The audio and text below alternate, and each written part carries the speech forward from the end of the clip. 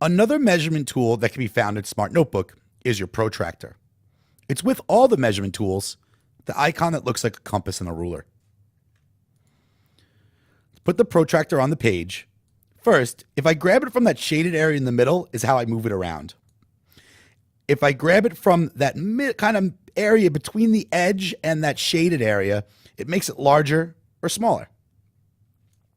And if I grab it from that outside area, it's how I could spin it. If I touch the circle, it makes it a 360-degree compass.